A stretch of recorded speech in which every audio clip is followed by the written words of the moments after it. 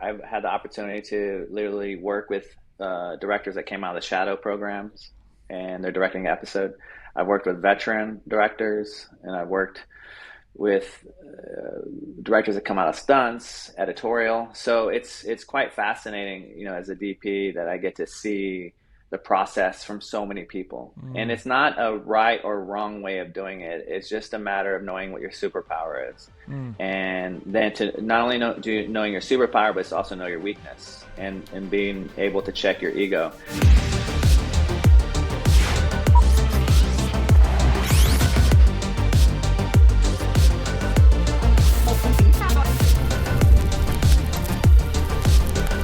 Welcome back to another episode of the Rough Cut Club. I am your host, Joey Nicotra. Super excited to be here in the studio with my amazing co-host, Shane Reitzammer. Shane, how are you doing, brother? Doing great, man. Got a second kid on the way any minute now, so hopefully we can get through this podcast before Yeah. I have to exit the studio. Wifey's at home right now. She's, week out, maybe? 2 to 3 Questionable? weeks. Yeah, you never know. You never know with these things. Kid on the way, man. Yeah. Well, we're excited. I know you're about to drop off as being my co-host and take a little sabbatical, but I'll miss you, man. But it'll be a good little season of life for you. Yeah, that's right. Well, I'm super excited today, man. You tell us about our next guest. Yeah, man. So we actually have a guest on the show who has worked on Spider-Man 3, Fast and the Furious, Queen of the South, and the I guess it dropped in 2022, the new National Treasure TV series. And so we are excited to welcome to the show Director of Photography Extraordinaire, Abraham Martinez. Abraham, man, thank you for joining us on the show. Hi guys, thank you for having me. Pumped to be here. Yeah, man. So we actually got connected through a guest that we have already had on the show, Jonathan Paul, and he came by the studio and said that you got to chat with Abraham Martinez. He's the man with a plan, and so we're excited to have mutual friends get us connected. Yeah, definitely. It's a small world, and it's nice to get connected. I'm from Texas, and there's a lot of overlap, and I love the fact that Texas are like right in the middle of the map, so it's always a journey going back home, especially working on Queen of South in Dallas, which is really nice. And, I went to University of North Texas, which is just, a short commute up to Denton. So, I'd have a fondness in my heart to always be home. Live in LA for the last 25 years, but Texas is, still home to me, it feels. That's awesome. I'm so glad we actually all share that, along with Jonathan Paul, the UNT alum. UNT alumni, man. Go Mean Green. And yeah, thanks again for being on the podcast today. This is great. Yeah, no, it's great. I remember when I was going to North Texas, there was a job opening for a movie, and I was looking for an internship, and I went into the office, and it was called Space Marines, and it was like in 1994, I think. And the guys in the office were all from North Texas. And I got my internship. I was working for free, sweeping floors for the art department. And we had leftover sets from The Running Man, an Arnold Schwarzenegger movie that came in from Mexico. Yeah. So cool. And I remember showing up in an empty warehouse that was like a grocery store. I'm like, oh my gosh, where's the set? Where's the spaceships? And oh, it's coming in. It's a truck, semi trucks from Mexico from The Running Man. And I took off the old Running Man set walls and started tearing it apart and repurposing it and making spaceships out of styrofoam. It was insane. And I was so pumped. It is my junior year, and I was so pumped to be there that I was showing up every spare second I had, just showing up, and it was for free. And they're like, what's wrong with this kid? We got to start paying him, because he's everyone would come in and do their internships and then get their quote unquote hours in and leave. But I stayed there all the time, just sweeping the floors, doing everything, going, to Dunkin' Donuts, grabbing donuts. I was just so excited to be on a film set. But that, I felt so lucky, because by the time I got to my senior year, I'd already worked on a Hollywood low budget B movie. But it was great. Yeah, that's awesome. And man. it That's how turned out do to it. be a classic film too. Running Man is one of those timeless movies that you can go back to and watch. So that's a really cool, student film to get to work on, man. That's amazing. Well, I didn't work on the Running Man. I worked on Space Marines, but we repurposed the sets. All Got it, right. got it, got So it. Yes. Awesome. it was like the leftovers, like Yeah, taking the yeah. leftover sets and then repurposing it and making our own little really bad sci-fi. But there were some recognizable actors back from the '90s that were in it at the time, and it was the first time I saw a film camera. When they were shooting, and they were doing explosions, and it was really, really lo-fi, techy good. But it was like a blast. That's so awesome, man. Well, dude, you have a really, really impressive IMDb credits page that I want to jump into and kind of weed through. But for those that don't know you, and ourselves included, give us a little insight into what you're doing in the industry right now, man. Well, currently I'm on attached to 3 TV shows. Actually, I was in the middle of Cobra Kai, shooting that, and then the strikes happened and we shut down. Mm. And prior to that, just before that, I was shooting The Lincoln Lawyer season 2, which just came out on Netflix slightly after we connected. So that's been out on Netflix, and we have a new series that I shot called Obliterated, which is kind of a throwback love letter to the '80s, '90s action movies. A comedy series, just a really raw and edgy comedy, but really intense action, which comes out of the spectacle division of Netflix for television. So you have the movie department, which is Gray Man and Extraction, and then you have the TV series, which is shows like Witcher, and Obliterate just happens to be an action comedy, big spectacle shooting air-to-air helicopters and combats and big shootouts, huge LED video walls. It was a really massive production. So that's coming out November 30th. It's called Obliterated. And so that's where I'm at now. And I DP predominantly TV shows. That's awesome, man. I cannot wait to check Obliterated out. The 80s action, air-to-air. Come on, dude. Yeah, That's dude. going to be sick. Yeah. I'm excited. November 30th, and that's on Netflix, right? Yes, coming out on Netflix. Okay, it's dope. an original series. It's going to be, I can't wait. It was insane. Every day was insane.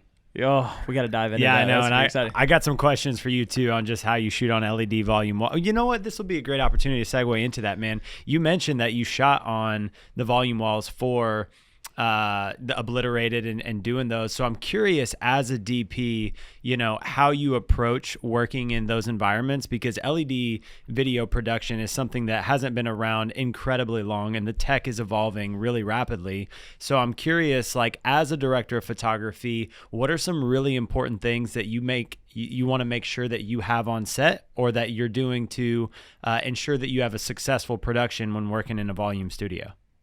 Well, I think out of necessity, especially since the pandemic, we were no longer shooting car work practically, which I completely enjoy doing. So it was kind of thrust upon us, and I felt like, it was evolving in real time as we were like figuring out these walls. Of course, Mandalorian, they were able to be here at home in Los Angeles and have all the techs and all the gurus, and they were able to come up with a foundation. I think for me, in the type of TV work that I do, it's kind of very run and gun, and I think a lot of what I do in terms of the wall, there is a foundation, which is, some of it's similar to green screen, blue screen, and some of it is stuff that's been that's happened with real engine and mocap. That we didn't do any of that type of work. It was mostly more of a backdrop, smoke and mirrors thing for car work and for sets that you're shooting to pretend you're to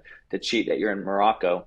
But what I found fascinating in terms for me as a photographer, it was that to using maximizing my gains off the video wall to create the most incredible cheats. And in that, you're kind of trial and error, too much spill backing into the wall, which makes the image milky. But then I'm also using it for other ways of making reflections into windows, and like using it for lighting tools. So I was really want that tool, much like the Ronin R2 is more than a one-trick pony.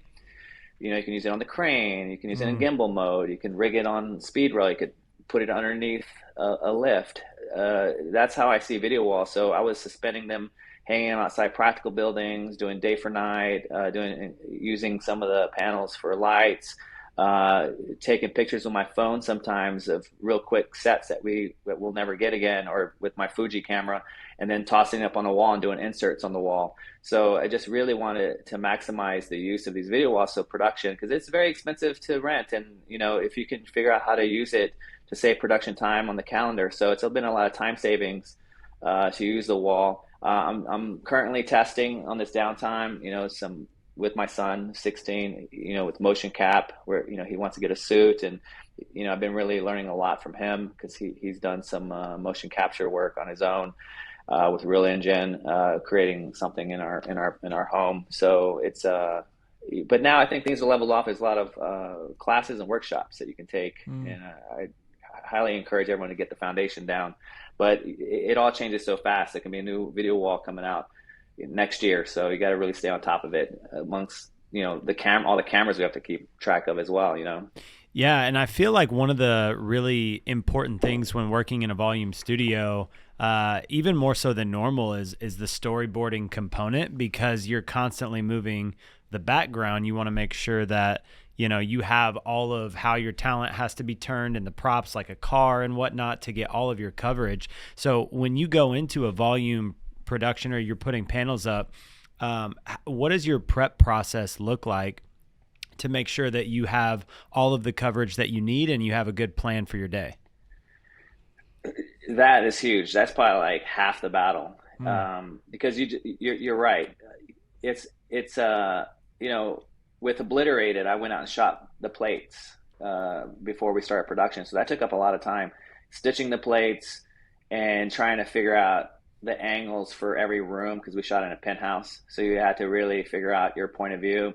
And, we're not doing 2D, 3D. I mean, we're not doing 2D and a half or 3D plates, where you move the camera, in Real Engine. It's really just a flat wall that we're dealing with. So you want to make sure you cover the angles that you need and do the math on set. So I think for me, my touchstone is to be as practical as possible. I literally would go stand on the floor in Vegas and see what that vision looked like. If I was 20 feet deep, 10 feet deep, or near the window, I would see what that perspective would look like. And so depending on that perspective, it can change, right? Because if you shoot with a different millimeter lens, it's going to change what that looks like outside the window. So you want to kind of find a big, broad net. You want to cast a wide net on your plates to be sure that you can do these cheats. And then, not to mention, sometimes you just flip the switch on the video wall and it goes blue screen, green screen, and you want to make sure you get a nice clean plate if it's not working out. So you want to make sure you cover you. So you really have to have a huge checklist. But for my starting place is to be as practical as possible. When I'm out there shooting the plates, I'm really trying to digest the perspective, and then try to, if you shoot a little bit longer lens, you can of course move your image around behind the actor. So that part was a bonus, so that you can make a very cherry nice backdrop. But going from the plate, having practical references, making it feel the lighting feel natural, trying to bounce it out. Sometimes you want to blow out the window, make it feel real, not so pristine and clean. So it's actually opened up more work, because you got to communicate with your boards op who's handling the plate. You have to convert it, you have to color it, so it's really quite involved. My hope is that that it just becomes its own department with the plates, and you can actually have more opportunity for DPs to go out and shoot these plates and take care of it, know how to handle it. And there are some vendors that are doing that. Lincoln Lawyer, we had a vendor that handled all our car work and shot our plates. So it did take a lot off my plate. And if you are in charge, which I tend to want to be involved with the plate process, it can take up a lot of your time. And a TV schedule, it's like you're never sleeping. So it's very consuming. Man, that's so good. I actually have my first volume production coming up here very shortly, and it's such a difficult thing to learn, because you have to have the opportunity to go in and learn on. And so it's always great to talk with people who have gone before, just to get that just secret advice on how to succeed and whatnot. And I think it's going to be a thing for DPs to know. They're going to be required to know how to do. And it's one of those chicken before the egg situations. Like, you got to learn how to do it to get the experience. But you also got to have the experience to get the job. And so it's great to learn from people like you who've done it before. So with that being said, man, I want to ask about National Treasure and just that film, because that was a really big blockbuster hit that initially came out. And there's got to be a lot of pressure almost going into taking what already existed from the movies that they had made and then turning it into a series. So I'm curious, one, how you got that job and how you got connected with the producers, and then just what that experience was like for you. You bet. No, I, I was really excited to even get the interview for National Treasure. I came in through a recommendation with the line producer, who someone recommended. I think maybe another fellow Texan actually, AD, JJ Perez, recommended me. And they were planning on shooting in Baton Rouge. I don't live there, but I definitely had crew there. And so it was kind of a dual, he recommended me on the AD side to a line producer, and they put my name in the hat. And I think they interviewed some DPs. And but my starting place for National Treasures, I love the franchise. I love Nicolas Cage.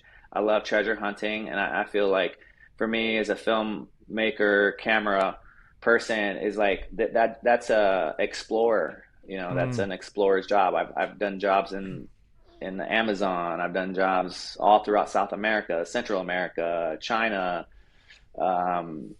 Africa. I've done so many safaris. So for me, it was like the perfect fit, and they wanted to revamp it. So I knew that we're going to create another world. So much like many of the successful franchises, you have to like carve out a different part of the world. And I knew that there would be some overlap with different actors coming into it. So I know the TV schedule is very tight. It always is in TV. And so to do that, they did have a lot of scope that they wanted to feel like we cheated San Antonio and Baton Rouge. We did go to New Mexico, and we cheated Mexico. We cheated Graceland, the episode I shot. So I think, for that show, we had rotating DP, so we did a lot of talking to each other. I think the biggest thing for me was really trying to make it feel, have the colors and the vibrance that I feel that I get when I go to Mexico, and also understanding personally like where I identify as not only one as being curious and about ancestry, but also being Latino, Mexican, and the pan American treasure experience. How do you even tap into that, relate to that? So for me, I did take some ancestry, and I went back to 1705 of my ancestry, and like just really started to use it. But for me, it gets me really involved in what the writers are trying to do. Maybe not necessarily so much for photography, but definitely the art part with the muralists of Mexico and the colors and the rich colors for treasure hunting. But so I just took those two components of what the world was like in the National Treasure franchise, and the stuff that I could personally attribute to the colors that I felt like I seen in Mexico, or I felt in Mexico, or Graceland, or whatever it is that we're trying to say in each episode. Man, I love that component of you just even diving back into your roots to just really bring truth to what you are capturing there. And it's always fascinating to me. And I want to ask, just when you get a script like this, what your prep process looks like for, when you got this role, because, the majority of a film, especially as a DP, is made in prep, and making sure that you've done your homework and that you have your light plans and that you have your, just plan A, plan B for when weather hits or whatever is happening. And so I'm curious, what your preparation process looked like when you got handed this script. Yeah. So I'm always, okay, as personally as a photographer, I'm always prepping. So I'm always shooting street photography. I'm always doing something with photography like every day. So it's never nonstop. So I'm always looking at color combinations. I shoot Fujifilm. It has different color LUTs, has different color palettes that I could put in. Like even, I think yesterday, I didn't even take a picture. I just scrolled my film stock on my camera and I looked through it. And it's like I can see what it does to colors. I can take my camera and go in an art gallery and just look at Picasso, at my LUTs. So it's like my LUTs in my pocket. So I'm constantly shaping and growing that muscle. For National Treasure, it was unique. I was up for a movie called Homie, and it was about gang life in Los Angeles. So I was already coming up with some color palettes that I wanted to root into indigenous Mexico.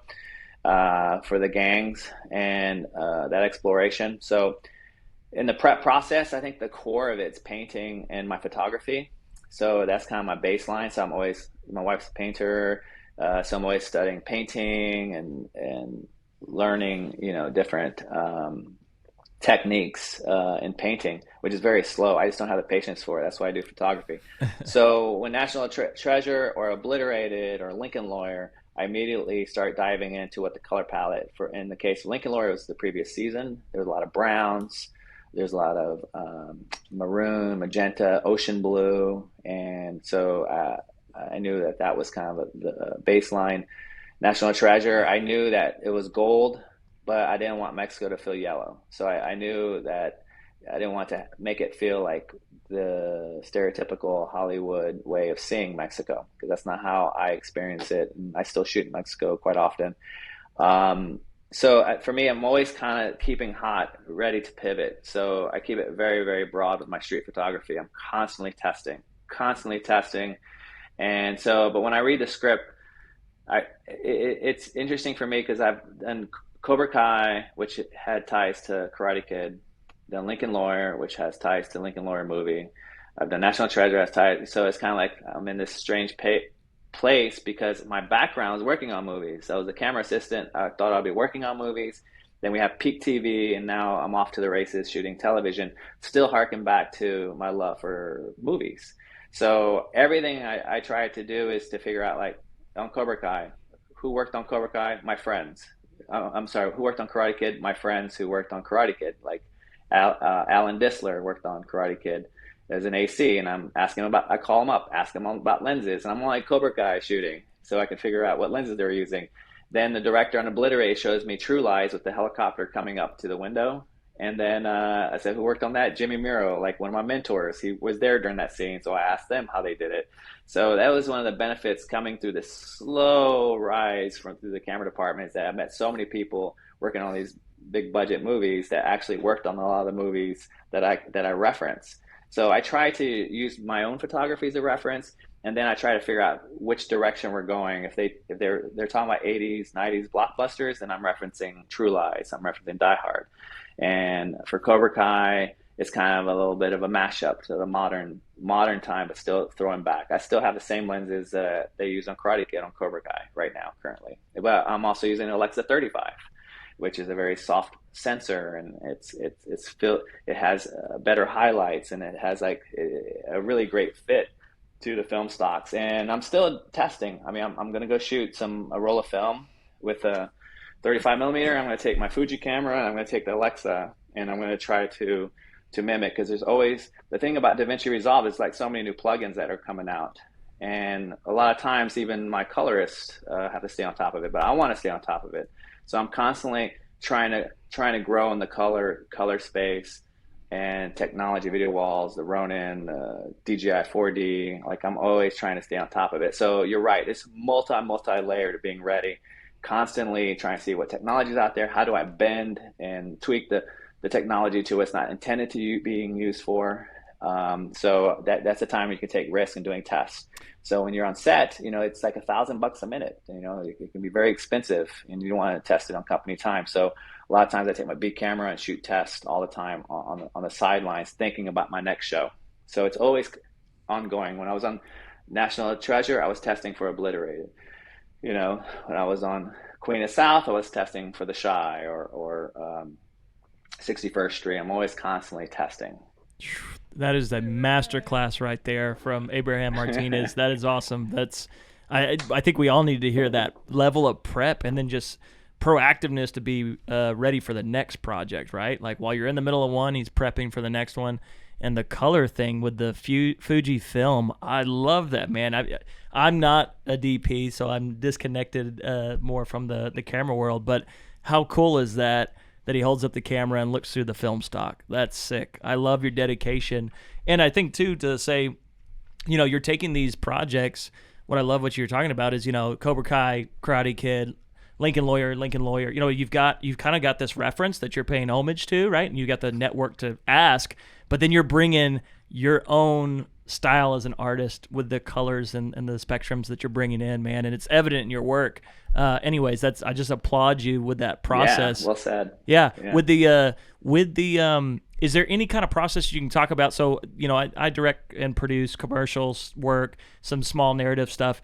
Is there any kind of process that you could speak to our audience of working with like a director or the producers and like executing their vision on that level as well from our artistic side? Yeah, I feel like being involved in currently what maybe is the demise of Peak TV, Hmm. but I felt like I've had the opportunity to literally work with directors that came out of the shadow programs, and they're directing an episode. I've worked with veteran directors, and I've worked with directors that come out of stunts, editorial. So it's quite fascinating, as a DP, that I get to see the process from so many people. And Mm. it's not a right or wrong way of doing it. It's just a matter of knowing what your superpower is. Mm. And then to not only knowing your superpower, but it's also know your weakness, and being able to check your ego.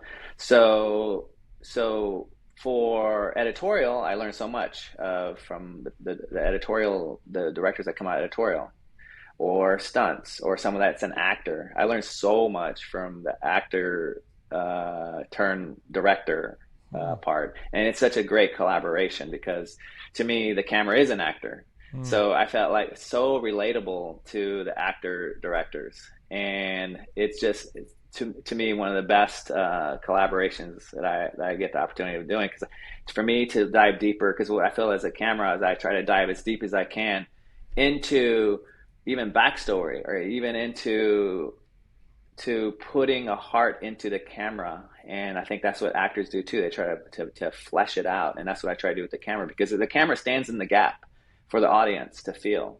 And depending, on the optics of where you want that camera to be, closer, wider, and, I don't always control the edit. But if you share these lens personalities with the director, then maybe you get a better cut. So everyone has a different process. And so a lot of times when I first meet the director, I'm like trying to gauge what they like, their taste test, things that they don't like even, and to really know where they're coming from on their superpower. So for an actor, it's blocking.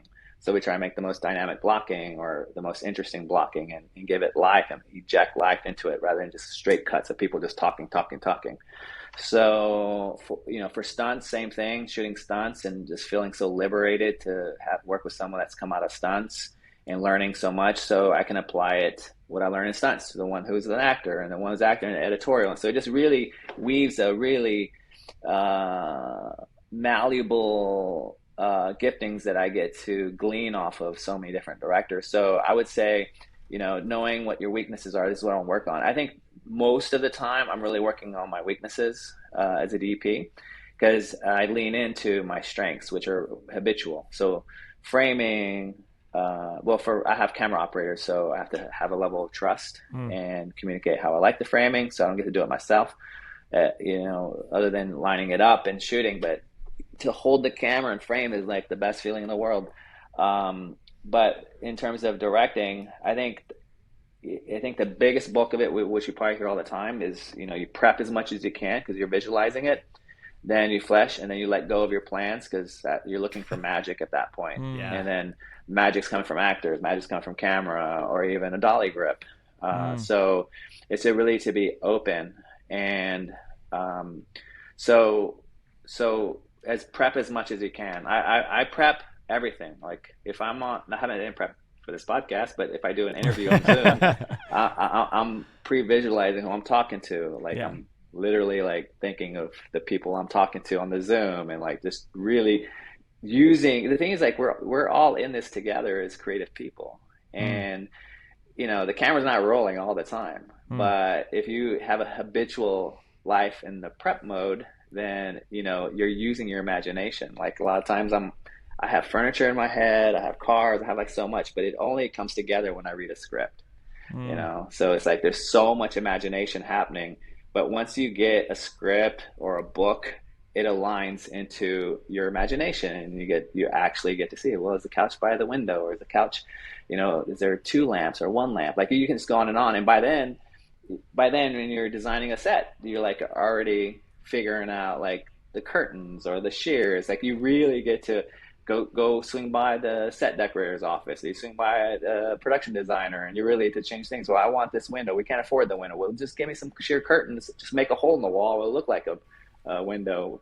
You don't have to buy glass. So it's like really exercising your imagination just more for photography. But as bold and as strong as you can in the prep, the better off you're going to be on the set because you've already lived it in your imagination. And a lot of times, know that it may not meet your expectation, but there's still gold to happen. All the time, the gold happens, but just to get that process to let it go and to be free.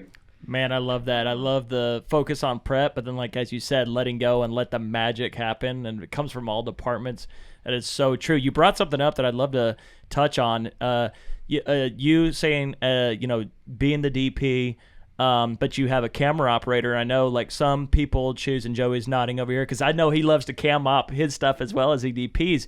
So is that, Abraham, is that a choice that you get to make on projects where you go, okay, I got multiple cameras, I want to be just DP and have ops, or is that kind of decided for you through the studio? How does that work? Because I'm ignorant on that part. Well, our union has us. That's a union position, camera operating. Mm-hmm. So on a movie, I can operate, but you still need an operator. But you can maybe operate B camera.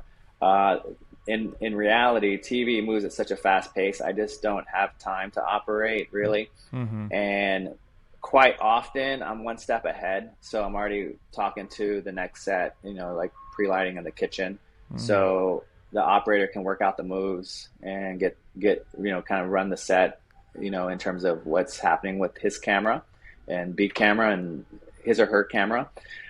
So if I'm off to do a pre-light on the kitchen, I'm able to delegate, direct the photography really.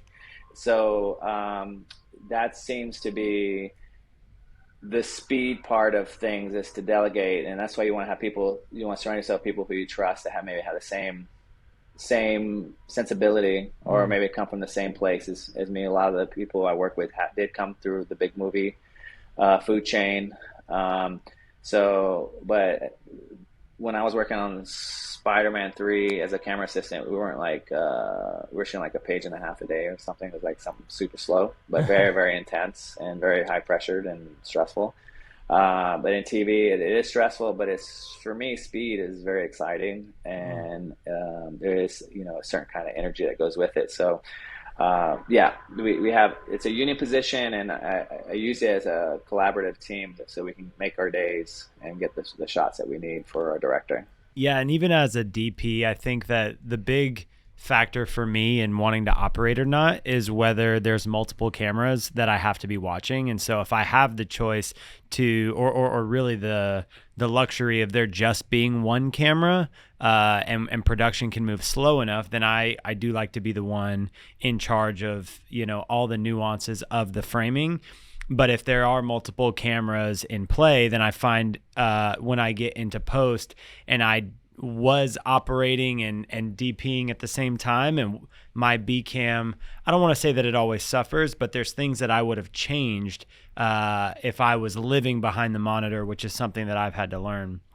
But one of the things that you touched on a while back, and I want to go back to, is this concept of each person having a superpower. And so I'm curious that, when people are kind of coming into their roles and their specialties, how do you discover and tap into a superpower on set or a competitive advantage? And then I'm curious what you think yours is.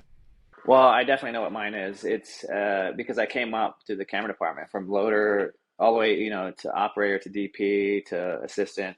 So I think managing a team, I've managed, I've been with Sean White, heliboarding and helicopters. They had like 4 or 5 helicopters So shooting sick. a movie for Universal. And, I was the key assistant for 8 cameras. And this is like Warren Miller camera ops. It is like the most intense photography on the planet, hanging on, dispatching different camera units on different mountain peaks, and, life and death, situations. I would pack their parachutes, so to speak, with their camera kits. And it was film, mind you. Back then, people were shooting mostly snowboard videos on Super 16. and this is like 35 millimeter. So a very, very intense packing. Like sometimes in some shows, I think, big Hollywood movies, we lay a cargo net out and put all the camera gear and just have the helicopter take it. So it's been like massive, massive company moves. We loaded up on Oblivion. We loaded up entire FedEx airplane. They just rented the entire airplane at FedEx and shipped all our camera gear. So I was loading the cargo, like I marine boat work, underwater work, car work, every aspect you can imagine at the most high level, intense, and near death experiences I've been a part of. So to have an execution and knowing what to be done, and again in the prep, is what it does is it saves time. You get maybe more takes with actors. Your wrap out times are earlier. You're saving money. So I'm very much in terms of doing that. But at the same time, I also know who to hire that can do that as well. And so they take a load off, but I can see it and maneuver within the company. So the good thing is there's so many amazing assistants now that know the Ronin and that know all the technical stuff. It's become digital, because 95% of my AC work, 95% was all film. Mm. I only worked on one digital movie, and that was Oblivion. All the rest were film. Wow. But as DP, I'm 95% digital. So I'm a complete hybrid. I'm a total, you guys are too, like a total hybrid, handing of the torch into the next generation. So I was at North Texas. I was cutting on audio tape. And then the next semester I was doing Apple Digital. Like I was Wow. editing digitally. And I was shooting Super 8, then I was shooting digital at North Texas. So it was like a total transition. It's been like that my entire life. Typewriter, pager, cell phone, Yeah. Um, so I think it's running a company. And then I think for me, and probably for most DPs, framing is, and I would say even for most people now that have cell phones, I think framing is habitual now. I don't think framing is as precious as it used to be, because the level of cameras that are out there. So everyone has an ability to frame, but but you can go to Sammy's and buy a camera, but you can't go buy the know-how to have to execute, to build, Mm-hmm. to suspend a camera upside down, go through a window, have a handoff, and lay out the decking, and have deck built and ramps built, and have everything set up. And a lot of times I go back again. I have amazing, great teams that do that already, but it's being a voice in production. It's because they can be shooting one episode and I'm there prepping. So I'm going through it like this location is not really suitable. Let's pick this location. Let's keep looking. So it all goes into the prep of knowing that know-how. Yes, you can rely on your grips and gaffers on the day, but in advance, it's really great to fight for your team, to get the gators that you might need, or even order a helicopter for an hour, whatever it takes. Man, you brought up an interesting point, which is that so often framing is not as appreciated as it used to be. And so I'm curious to know, when you're going into a movie, what are some things that are really important to you when you're framing a shot? I know that for me, I have gotten, like you said, so comfortable making things like very like textbook perfect, like you would learn like the rule of thirds, and it's perfectly lined up, and you have this perfect ratio. And so for me, when I'm looking at framing a shot, I'm more often looking at how I can make this something that isn't normal to look at, and how can I make this interesting in a unique way. So I'm curious, what is really important to you when you're going to frame for a shot?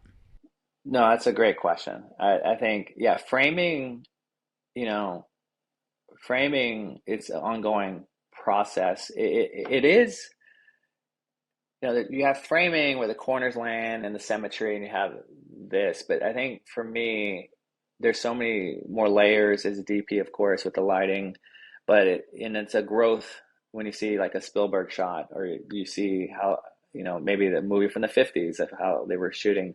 So for me, is to really communicate the scene in a way that is always so interesting to the eye. It's not necessarily having something cool and blurry in the foreground, but it's kind of having a moment where you can compound, a silhouette, and then somebody walks in that same frame and it becomes a close up, and then you go with them and it lands to a two shot. So for me, it's trying to figure out the compounding elements that make it dynamic but supports the scene.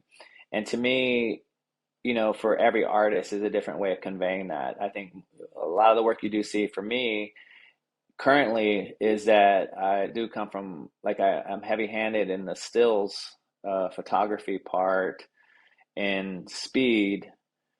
And sometimes that's what it takes to get in the scene. But I use that to inform like how the track's going to go, so that certain millimeter lens becomes something else and becomes something else. So you really want to stretch it out, but you do know you're going to have to cut for a 44-minute episode. You know these different things, so it's really very like an orchestra. How much of the horns do I hear? How much of the clarinet? So you really have to pre-visualize what they're going to use in the cut. So even though you want to make something cherry nice and do your framing, but it's going to cut, which often happens on these big crane days, you just really have to figure out how to balance it and to really make the day run smoothly and with your choices. So it is so involved as a DP with the lighting and the camera blocking. It's like nonstop, really. Like you don't ever get a break. You're in the rehearsal, you're in the blocking, you're in the shooting, and you're lighting the next setup. So it's constantly nonstop, which is for me quite a rush. Endorphins are popping. So it's the cool thing is like it never stops. Spielberg is still making these killer, and Mitch Dubin still doing this. Janusz doing amazing camera moves and very inspiring. So I'm currently watching spaghetti westerns. I'm like really, really trying to grow that muscle. So, but yeah, I think so. I think you're right. It's like as a DP, it can be a buzzkill because we do get distracted or caught up on so many nuances. But that's what makes it. That's growth. I think that's real growth, and to making that a habit is the best thing. I'm a huge fan of the dynamic changes like you were talking about, like going from that silhouette to following the character to the two shot. And so I love seeing DPs that can execute that. And you're just like, where am I going next with this? And the framing, it's just perfect each time, And so, yeah, I love seeing that work. And referencing, I got to know, you're talking about spaghetti westerns. My father showed me Good, Bad, and the Ugly, right? Like that's the classic spaghetti western, right? And so, and man, I love those series, and that actually really inspired me as a teenager, as a younger kid, to get into filmmaking. Was those spaghetti westerns? Are those the ones you're mentioning, or is there some others that I need to watch too now? No, those are the those I'm watching. I'm actually watching my 16-year-old. We're on we just finished a fistful of dollars, right? Fistful of dollars. Yes. Yeah, and then there's a few dollars more, and then there's Good, Bad, and the Ugly. I think that's the three, right? Yeah. Oh, so good, man. And then I'd watch them Once Upon a Time in the West, which is like the best with Charles Bronson. So brilliant. I think I need to see that one again. It's been too long since I've seen. I'm gonna check that one out again. But the spaghetti westerns, man, there's something about those. They're classic too. Yeah. They're just like classic Hollywood. When you think back to that era, it's just like the classic like Clint Eastwood. Like it was something different too at the time. Like it was revolutionary. So that's what you guys, I feel like, are both talking about, is like doing something like good and perfect, but also doing it different and unique to yourselves. And that's what makes it you. The good thing about I've noticed in terms of process is that we have a projector that just is on a huge wall, but it's not an expensive projector. It's like an LP. I forgot the model number, but it's it's like round. It's battery operated.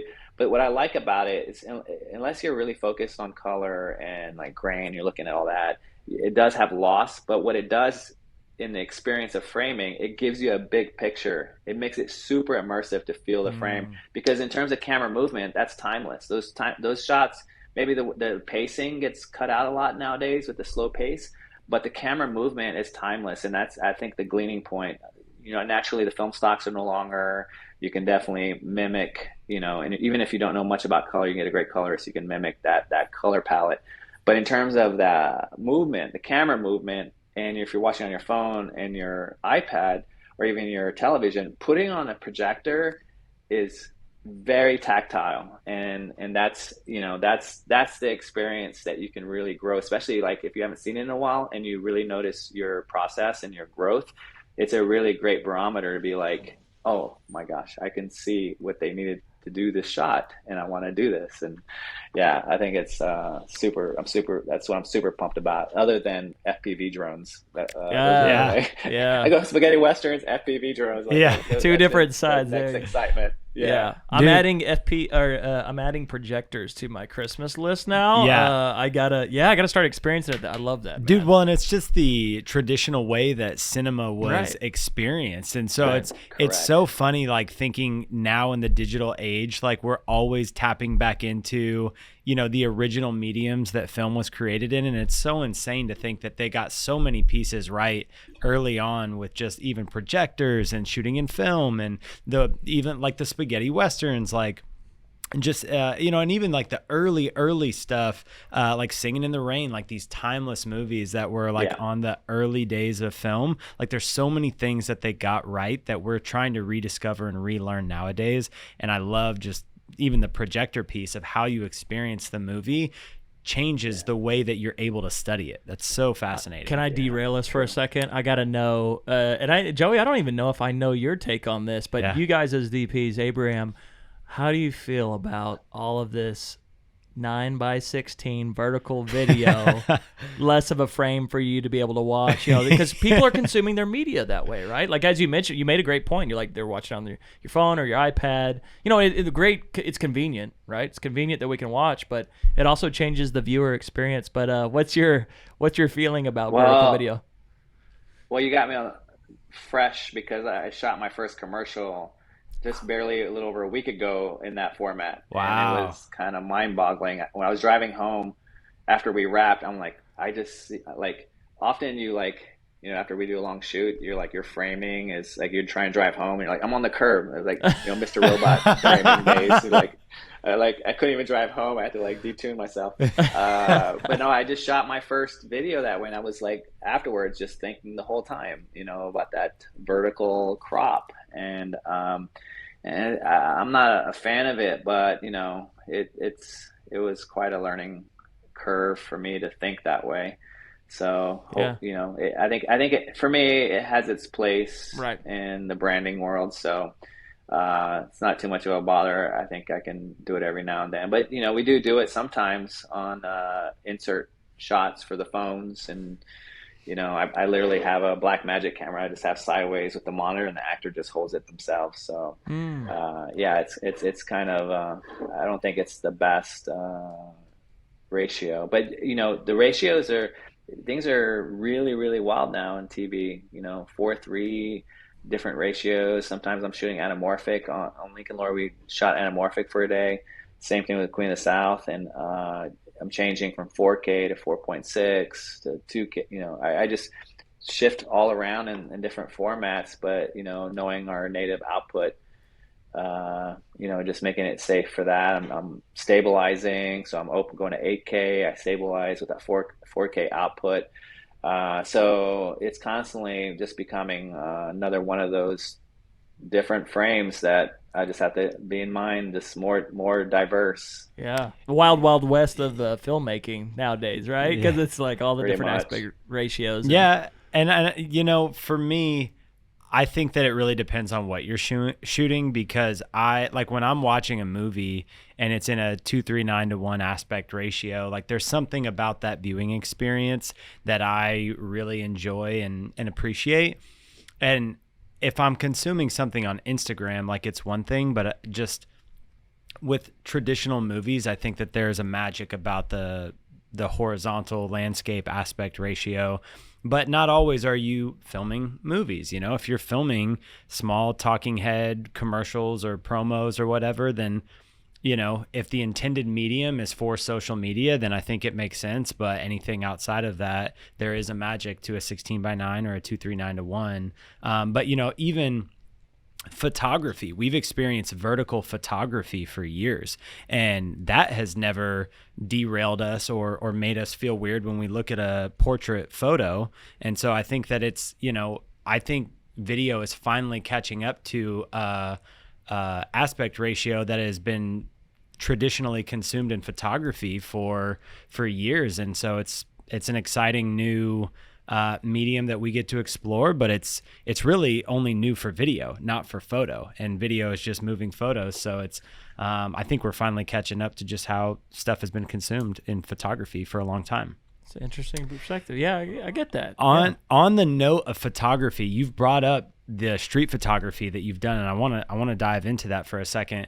How do you feel like film, when you're shooting film photography, and even you loading film as an AC, has impacted how you DP in the digital space? Because obviously, there's a more intentionality behind what you're doing when you're shooting film, which we all know. But I'm curious, as someone who has identified in that hybrid space, how you feel like your relationship with film has impacted your digital creation. That's a very good question, and I think that's definitely, a sea change for many up and coming DPs, because I only think my entire process on digital is completely, in one part, it's completely film in terms of just, un, unfortunately the directors always keep rolling and we just keep going, so it's this loss of sacredness for sure. But in my mind's eye, and maybe until recently, I always, I still operate to the viewfinder. So for me, there's a transcendent thing when I look in the viewfinder. It looks like a big 40-foot screen. So when I was on Queen of the South and The Chi and different shows, I always think the cinema. And it's just because of acing so much on movies, I just felt like that's what was always the set, was just a movie. And you do have to fight to find that sacred space. And so far it's landed to keeping a safe place for my director and the actors, and not letting the camera get in the way. So there's such an immediacy with digital that becomes a part of your process. Like, let me throw the light up while they're rehearsing, or let me, make it about camera, make it about all these little camera techie stuff. And to me, that's the backseat of the entire thing. So I try to keep a sacredness for the rehearsal and for the process with the acting and the blocking, and really try to hold it, because that's like theater, right? That's like vaudeville. That's a classic place that I can protect, and not having, why is Sarah laying the dolly track? Like, why, let's give the respect that is owed. And I think a lot of the times, for digital, everything's reactionary. So a lot of us have such a great immediacy. So with that said, that leaps into my photography, which is the ultimate immediacy. So it's the opposite of vaudeville. It's opposite of theater. So when I do street photography, there's no grip, there's no crane, there's nothing. It's just me with the earth moving at its own pace. So there's an authenticity that is sacred for me as a street photographer, that it's real life. Like there is a beautiful 75-year-old lady with purple hair holding a white fluffy dog that's going to come around from the shadow into the light, and she's going to have deep blacks behind her, and it's a beautiful expression on her face, and I snapped it. I'm getting goosebumps as I'm talking about it, because it's such a treasure. It's such a beautiful life moment.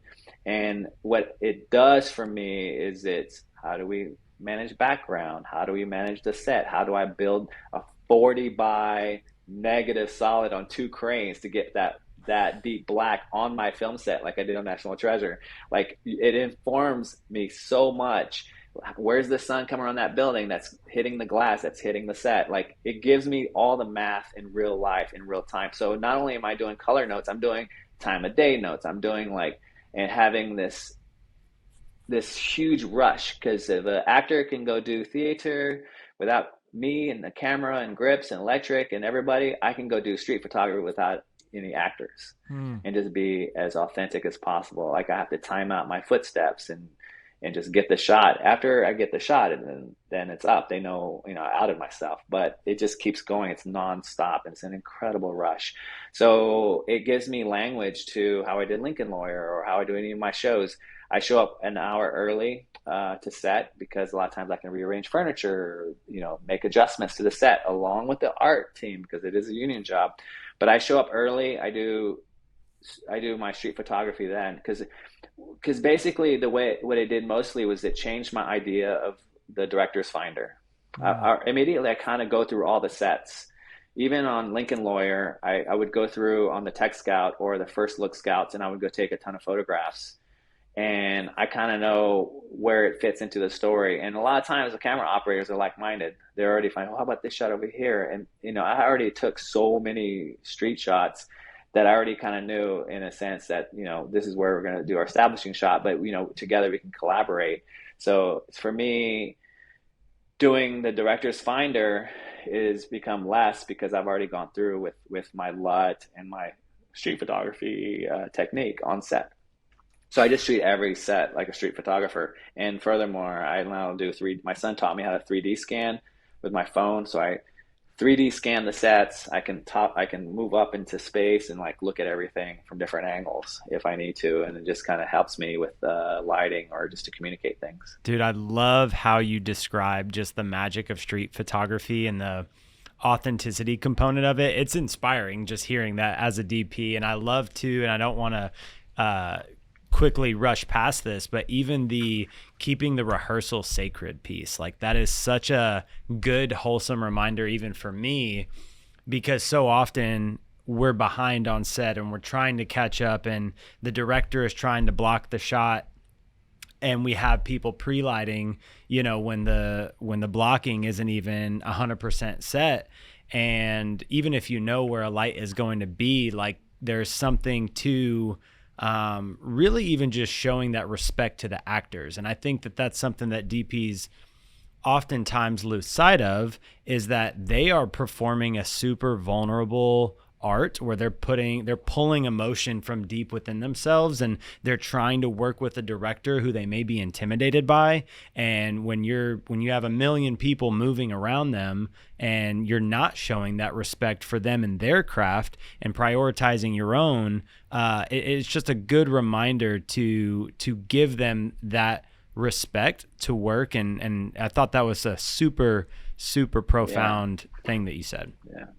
Well, I'm over here going, I don't even shoot anymore or do anything, but I'm like, dude, I want to do street photography after you explain that moment. But that's so true. I did a little bit of doc and reality, cameras, and it's like some of those moments that you can only capture once. You talked about the lady coming around the corner, and just that is so, it is a rush. It's like that. You could only capture that moment one time. And you did, and you captured it in an artistic way, and that's really cool to do that. So I gotta get back in the street photography. Yeah, what you find yourself is that the world is like a gym, and you're exercising a muscle and I love the word you use is nuance. You're looking for the magic. You're training your eye and your being and your soul and everything you are where you're standing, coming it together. There's nothing like, oh, I see the blue wall with the red umbrella coming together. They're way down there. You'll start seeing it advance. When you first start into street photography, you're always a second behind. You're like, gosh. But then all of a sudden you start attuning yourself, much like DPs are, in their own stratosphere in a time bubble, because we know we've got to start pre-lighting something else. So we're always living in the future. So you can see where the world is lining up, and then you get that one moment. My favorite is when you see in Chicago somebody running to catch a train or something, and they run, and I look and I frame up a nice, beautiful frame, and as the guy's going, you hit click, and both their feet are off the ground, and they're just caught with the little briefcase and the tie. Awesome. Those little moments, you can actually set up for it, and then you get it, but you get one shot. I try to do the one shot. You can put it where it's multiple frames, but I just try to get the one because it just puts more discipline into me, film. Yeah. That's sick. Side note, where can we go, and can we go see your street photography anywhere? Is it on a website, or do you share it publicly? I share almost. I share most. Some of them, the really precious ones I don't share, but most of my Instagram is nothing but like a contact sheet of all my street photography. Love it. So if you can go to abe.martinez.dp. So just my name, and even though I do cinematography, it's mostly street photography. So I'm constantly referencing color palettes. It's basically my light studies every single day of my life as I go on exploration. So That's awesome. We're gonna put that. We'll share that link in the podcast description so people can check out that Instagram page and look at your work too. Man, thanks for sharing that. That's awesome. I love that he said that he only shares the stuff that isn't his favorite. Like he keeps those You got to for keep himself. some of it. Yeah, I love that. You got to keep some of that sacred. Yeah. That's so backwards from how most people put stuff out. And I love that he's like, this is the best stuff I'm keeping for me, and then you guys get the runner up. That's so. beautiful. That's awesome. art right there. That's beautiful. Man, I want to ask you, just as a DP, how you go about choosing your camera and lens package for a project. Are you looking at the nuances of how, a camera will read a certain image, how a lens, like what the characteristics are of a lens? Is it more function over form for you? How do you go about choosing your camera and lens package? well, I think the number one common denominator for all my workflow is speed. Mm. So that's the number one thing because I already have the management and a great team. So I want to be sure. I was an assistant for a long time, so I know like, oh, why didn't they get this piece of gear? Why didn't we, I want to make sure all are AC. So I usually blanket it saying like if there's a cable or something needs to be made, like to me, it's everything that surrounds the camera. But you're right. I think for where it seems where my career is going is like set extensions, video wall, like big action, car, big like scope. Uh, as much as I like to do the A24 personal, intimate story, one camera, me operating, it's not. It's like I have 8 cameras, ranging for every little piece of action possible. So, so with that said, most of my workflow, I try to maintain consistency, whether it's Lincoln Lawyer, Cobra Kai, whatnot. It's my, it's my music equipment to be fast. So in terms of the art of it, I really look. I've gotten into lately not depending on lens techs as much.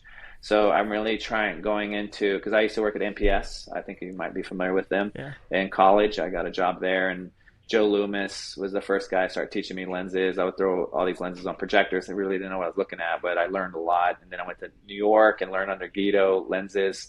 Said I would have my lunch next to him to learn lenses. So for me, the most important part are lenses because the cameras themselves, the exception of the Alexa 35, the sensors themselves is like just a blank film stock. Because back when I started, it was just Kodak, and you can make the Kodak film look like there's so much variance. They didn't look like just the Kodak. One Rec 709 look, you can manipulate it through your color and your lab process. So I have a very, very intense digital workflow lab that I do process, super intensive just for me. So what I do is I do a lot of tests beforehand. I'm always constantly testing. So I usually find the lenses. I find what the show looks like and what lenses are needed for the show, and then I back into the camera. So if it's a big VFX show or scope and action, I tend to be on Sony with a bigger negative because I know I'm going to do some stabilization. I know I'm going to need going 8K, 6K. I know I'm all over the place for that.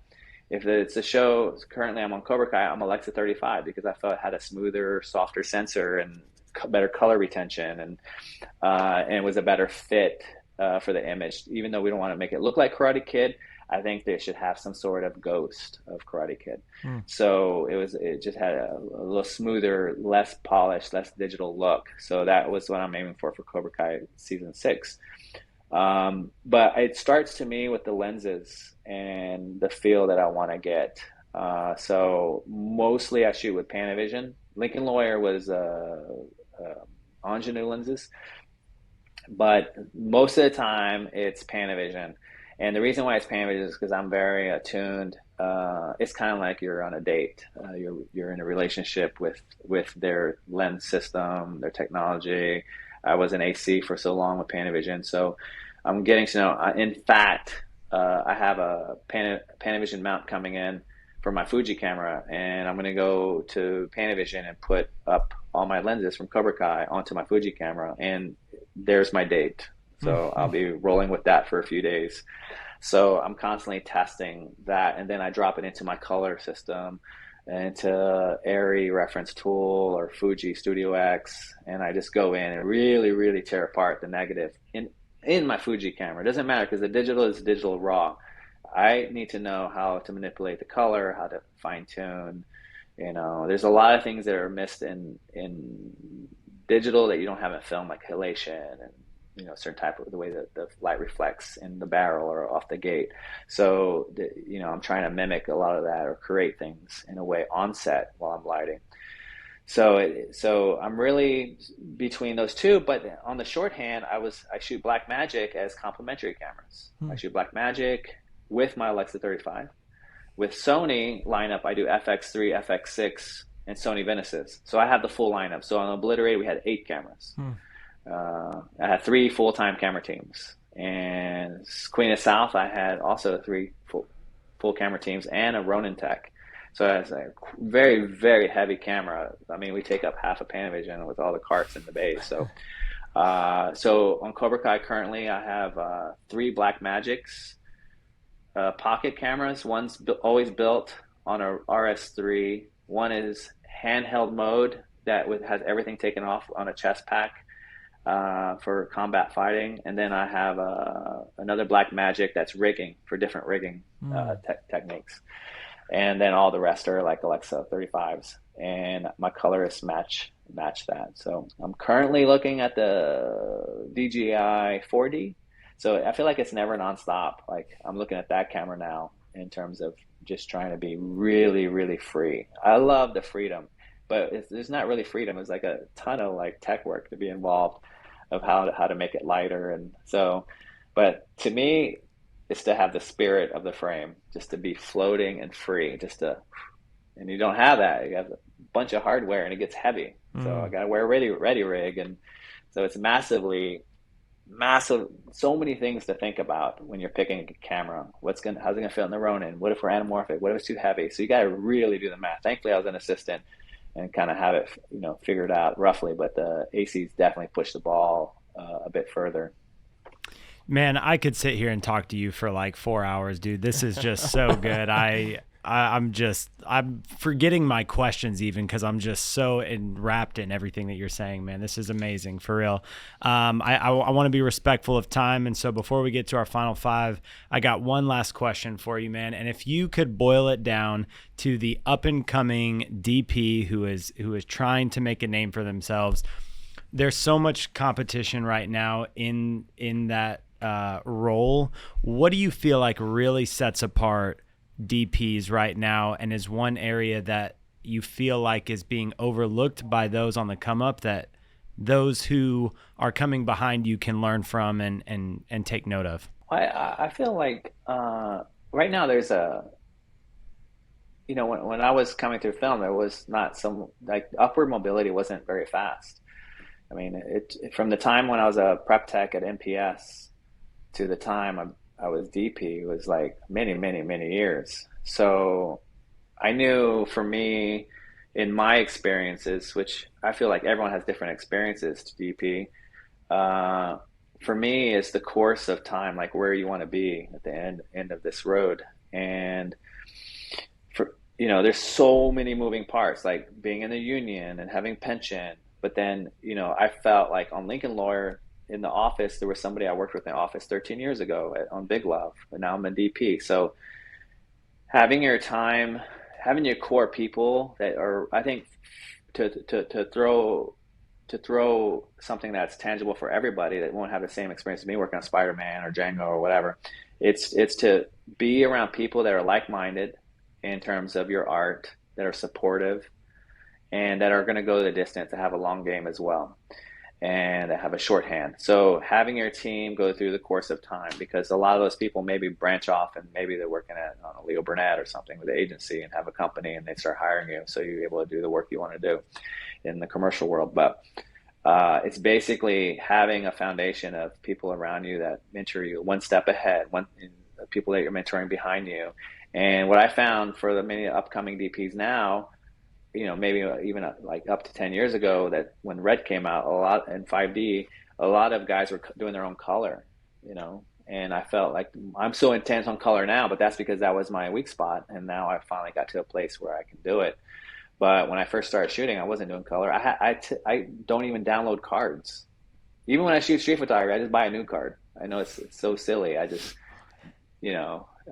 put it in my computer, or I put it on my phone, and it sends it to me on my Wi-Fi. So I'm like way backwards. But I feel like a lot of I do take it to my DIT and have them download it and do these things. But I think now I can see what my 16-year-old's doing, and with photogrammetry, mocap, Houdini, Blender, like he's able to like go into Blender, put a scene up from a Christopher Nolan movie, and then like rip the entire camera move down. Like he really can cut and paste into the virtual world that camera move. And I feel like whatever's around the corner is going to be super intense with volume, with mocap, and with just really doing make believe. I think it's going to really push us technically. So I feel, with having those core people that you're coming up with, and with you doing the video wall, you're probably with the team that you've been with that can trust you, and you need to have that supportive network for you to engage with the new technology. So I feel like that's basically what's going to be the hurdle around the corner for most DPs. It's less foundational what we've been doing in the history of cinema. So, doing photogrammetry, that's what this is all about. The strike with the AI is that I did a photogrammetry scan of my son, and we have his skin. They come out from Minecraft and they know how to skin everything. They can build a virtual body going through time. He's doing digital 3D prints for assets and Blender. So really staying involved with VFX. And good thing for DPs, we stay in touch with special effects. We can do things in camera. So I feel like that's what's around the corner for us, to make these quick decisions that are either saving money. Can I do this for $1,000, $2,000, or can I do it in camera that's going to, cost $300 a minute? Well, as a DP, you got to do that math and help them say, well, I tell you, you can do this in post. You can put this plug in, you can stabilize it, or whatever the trick you're trying to use. So I just say core people you've been with, and then just staying on top of technology. Because before it was like color, which is a good template, but now I think it's opened up so much with technology. So good, man. So good. Well, dude, thank you so much for coming on and just pouring into this show. I have learned a lot as a DP just listening to you, and I am going to leave here inspired. So we appreciate your time, man. And before we get you out, dude, we got 5 questions that we like to ask all of the guests that come on our show. So my first question for you is, if you could go back and do it all differently, what is one thing that you would change? Oh my goodness. It's always the hardest question first we hit you with. Yeah, but anything you can think of that saves somebody. Yeah. Sure. Well, I learned this in the back end when I started shooting, but I started going to film dailies. So on Spider-Man 3, I started going to dailies, but it was done through the projector. So on all the movies I've ever done previously, I think I would have wished I would have gone to the film dailies trailer or on the lot and watched dailies instead of like taking a nap. That's solid advice. Yeah, solid advice indeed. So it's not really practical for anyone here, but I think there's just who knew that would have been such a treasure that it's no longer exists. Yeah. Now you just watch dailies on your phone. So. Yeah, right. Yep. That's awesome, man. What excites you the most about the current film industry or market? Hands down, the FPV drone. Hands down.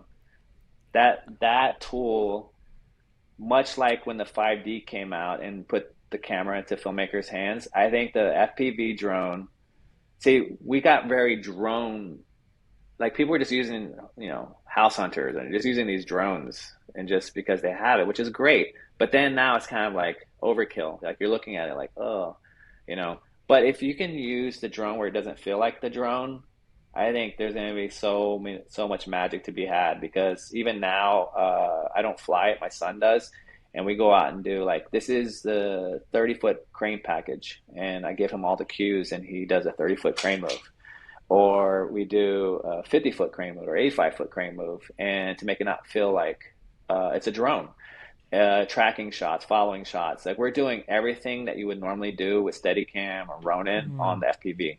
So I think that we have to still deal with the sound part and whatnot, but for me, that it's not a non-issue. I think getting well versed to make the drone feel like not a drone. Yeah, ambulance and Michael Bay, they're doing killer shots. To notice, they're doing killer shots with the drone. It feels like the drone, but to make it feel not like a drone and to do just really compelling moves, I think it's so key. And to me, that's been the biggest excitement for me lately is the FPV drone. And I'm learning, we're trying to push the envelope, but make it not feel the same. It's like you don't want to impede your process just because you can do it and do flips and go through holes. I think just setting up the shot because we built so many different shots like in something in a tube and the slow push in, but we can do that on the drone, so it's amazing. Man, I love that. Just I haven't even thought about FPV through that lens before because so often it's like doing the technical fly through shots, flying through the hole and zipping, 70 miles an hour. But I Yeah, love the idea of just taking it and doing those classic, crane moves, which, a techno crane is no cheap feat to have brought out to your set, and they're correct. super slow, That's right. and you have to have a operator there, and you got to pay them a day rate. And so like having an Right. FPV drone is such a quicker way to execute some of those shots. And I've never thought about it through that lens before, but that's brilliant, man. Out of curiosity, which FPV drone are you guys using? I think he's got the Avata. Yep. Yeah, we bought one as well. We've been playing with it. We're very like rookie right now with it, but it's so fun. Yeah. We love it. So, Yeah, but it's brilliant. that's a great idea though. We got to start practicing realistic shots Classic, that don't yeah. look like drone. I love that, man. That's great. Yeah. Where are we as an industry headed in filmmaking right now, and what should we be focusing on? Oof, I think you're seeing now with mocap and skins. I think a lot of our stunt people will have skins on them for the stunts. We'll just take the actor's face. We'll be faster. I think back to shooting plates, figure out ways to make it cheaper. To make 2.5D plates, the video wall experience. The all the walls that are out now and like a few years are going to be out in the general public. Hmm. So they have to sell them the way we discard so much in this industry. A lot of the walls maybe be shipped to Africa or shipped down in South America, much how like if you see what history was with old film cameras, India and Africa and these different countries will buy a lot of our used gear just because of the sheer volume that we shoot here. So a lot of that excess gear is going to go everywhere. You find a lot more stages with video walls. It's going to really exercise everyone's muscle to be on the same competing page. So, and you have so many programmers, they're going to be able to think more what to do with it. So I think with the mocap volume world landscape, it's going to really, really grow leap and bounds as these walls, you're already starting to see newer walls come out with better attunement, and we're making lenses for that and software and programs to make our life easier. So it's going to get more expertise. I don't think we'll lose jobs. I think we'll have more jobs because even with the video wall, we added more jobs to that. It's not like AI took anything away. So it's just how to manipulate. Much how I see the wall as a more than one trick pony or the drone is a one trick pony. This AI experience is going to only make more opportunities for us to find a place. It's great. It's wonderful, Yeah. man. Well, we're pumped to do our I volume know. wall coming up. Yeah, You're making yeah, us yeah. really excited to get our feet wet in that department. Absolutely, man. What is one piece of advice that you can give to filmmakers trying to grow in their craft or their business? For me, in my experience, was setting up that were practical goals and maybe sometimes not so practical. One of them being when I was out of film school, I wanted to work with Emmanuel Lubezki, who's a DP. Mexican DP, shot so many amazing movies, Birdman, that's after I worked with him. But I worked with him on Ali, on Michael Mann's movie. Mm. And then, I want to work with Robert Elswit. So I set like a bunch of goals that were like, yeah, coming out of film school, I want to be DP. But that wasn't like, yes, of course, that's it. But set the goals that have a foundation to where you can learn and grow. So, you know, it's finding the things that you like and then setting a goal. And it can also be like something, having a journal. Like I would take a journal and write dash, comma, dash, comma, dash, comma, and then I write countries. And this is like January 1st. And then I'll be like, I want to go to 3 countries this year. Like, how amazing. And then I would put, you know, Chile, I start filling it up and sometimes add more dashes. So every year or I put a line and a line, comma, comma, and I put cities. Or I put a line and I write TV show. Like literally that was my starting place. I don't do it anymore. Now thankfully I got agents and like I get meetings and things are off, up and running. But in the beginning, there was like no one calling me. I was like calling Craigslist, Manny.com. I was like looking for jobs. Nobody was sending me scripts. And it could be a line and say like a line, comma, a line, scripts. So these type of goals it's exercising, process. Like, now I have a TV show and I'm just like, lamppost. Like I write in my notes, lamppost. And I tell our department, start building a lamppost for this scene. So it's always so creative. Or I sent one year I sent out my resume in film cams. And everyone's like, what are you sending your resume on film cams? Someone's going to hire you that way. And then I got called to work on an HBO documentary because you look at the stack of resumes and you see a film can, immediately it preps curiosity. So just really be creative in terms of any type of process, at the time. You don't have to be, saying you want to be DP is not a creative thing. Be creative in your pursuit. It's good, man. The goals piece is such a huge component. And Shane and I both just recently read a book called Vivid Vision by Cameron Herold. And it just talks about like putting all of those goals that are 3 years out in front of you in a very, well-crafted written document. And you'd be amazed at how quickly you start checking off some of the items on that list. So I love the reminder to just write out your goals that you're headed for in your craft. So it's awesome, man. That's good. Last question for you, man. Who is one filmmaker that you admire and why? Man, so many. I think my pillar reference is Michael Mann. So even if you watch Lincoln Lawyer, it's Queen of South, any work that I do, my process is what I seem to gather with my friends who worked on it and just my own observation is to try to. I think it does go into that sacred space. I think he loves performance. He does keep the camera rolling, however, and I think Michael Mann was, in terms of lighting, the way he sees the world, it's very much like a street photographer. He'll pick 3 different locations and pretend it's one location. So it's super. The most street photography way. In fact, I think one of his colleagues, was like a graffiti street photographer type person, and was much like a muse or inspiration to Michael. He would send him off to go look for locations and really talk to gangbangers and shoot pictures and really make it authentic. So to me, the Michael Mann way is much informative and indicative of the work I still do in terms of speed. Less is more. And just really immersive filmmaking.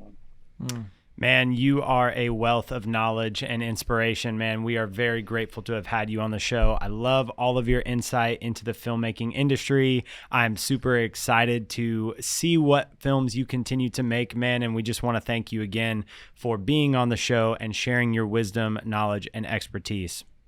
Thank you so much for having me. Love it, man. For those that want to get connected with you, man, how can people get in touch?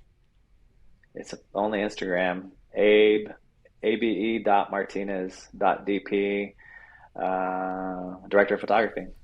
Perfect. Love it, man. Well, thank you once again for joining us on this episode. For those that are still with us, thank you for sticking around to the end of the episode, and catch us next time on the Rough Cut Club.